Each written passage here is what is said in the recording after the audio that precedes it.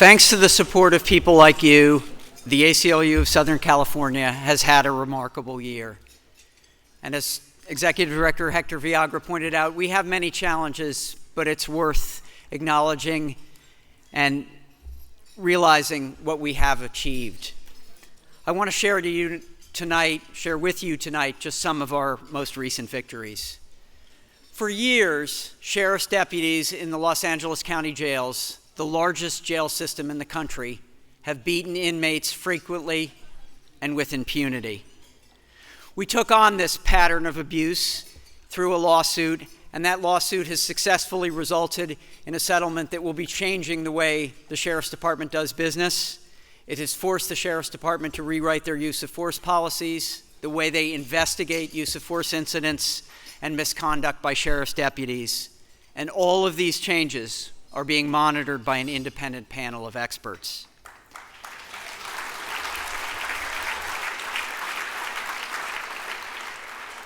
We have continued our streak of successful victories aimed at changing the unfairness and interminable delays faced by immigrants held in detention while their immigration cases are being prosecuted. Thanks to a settlement we reached this year with the federal government, people seeking asylum for religious or political prosecution will now appear before a judge promptly and get a hearing on their claims rather than languishing in detention for months or even years, as had been the practice.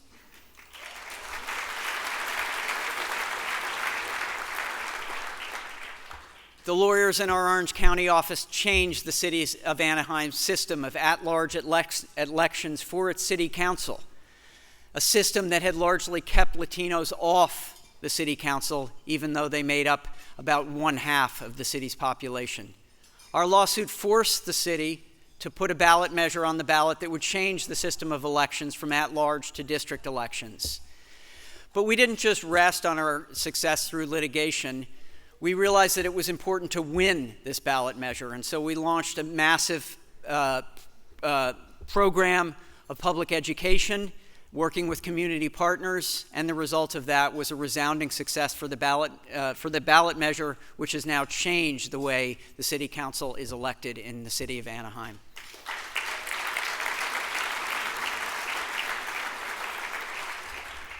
For years, students, mostly in the poorest and least advantaged schools in the state of California, were going through a charade where they attended what were called service classes, which were basically classes without content and where students would either do nothing or socialize in class because there was no teacher and no content being provided to them. Obviously not a way to get a high-quality education.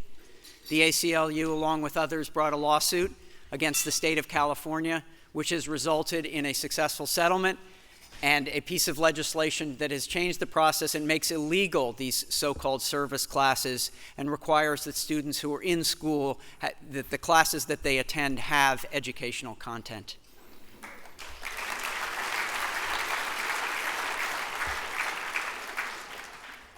This case is just one example of the litigation that we have done over the years that has protected and expanded the rights of students in public education.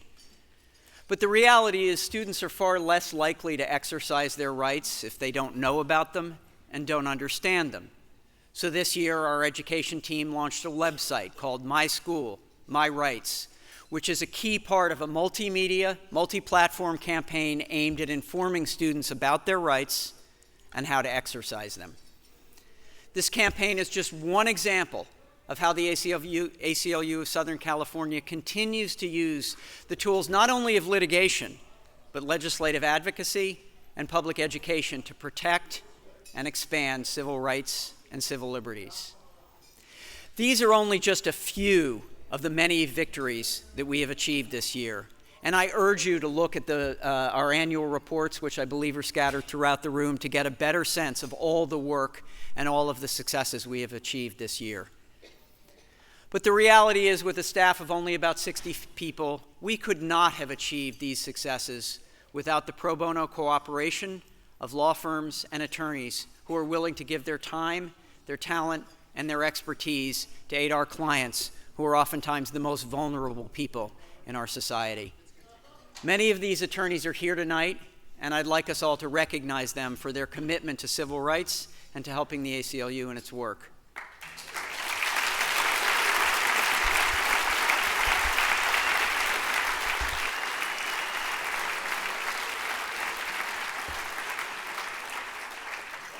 I want to give particular thanks to Munger, Tolson, Olson, Greenberg and Glusker, Paul Hastings, Skadden Arps, Gibson Dunn, Nixon Peabody, Sidley and Austin, and I apologize if there are any out there that I've missed who have supported us in our work.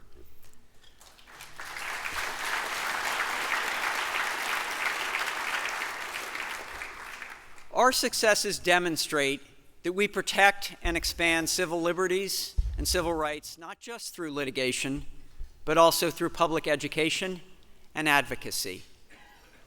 Artists and entertainers play an invaluable role in this public education and advocacy about civil rights and civil liberties. So it's not surprising that since our founding in 1923, the ACLU of Southern California has reflected a union of law and art. In fact, one of our founders was Upton Sinclair, the muckraking author of The Jungle and other important books, who was also a tireless advocate for social justice. And over the years, artists and entertainers like Burt Lancaster, Barbra Streisand, Olivia Wilde, and Matthew Weiner have been on the board of the ACLU of Southern California. The essential role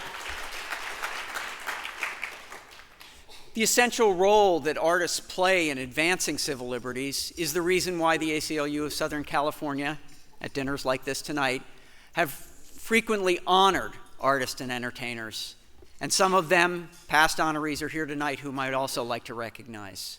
For example, Tom Ortenberg's Open Road Films and Participant Media. Recently, he co-produced and they recently released Spotlight, a film that brilliantly covers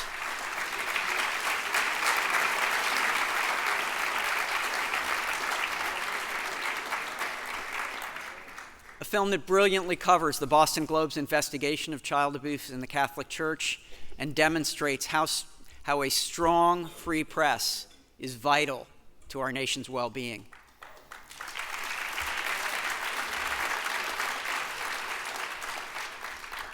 Another past honoree, Jay Roach, this year directed the HBO film Trumbo, which reminds us all too well of the fragility of the First Amendment. Michelle Satter works tirelessly and endlessly to further opportunities in diversity and gender equity through the Sundance Institute. And Cameron Strang, another past honoree, continues to represent and promote artists with strong political convictions. So we thank all of those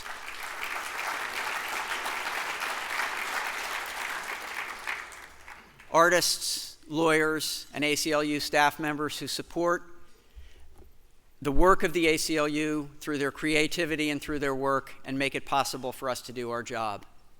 Protecting the Constitution is everyone's concern and the ACLU of Southern California's mission. Thank you.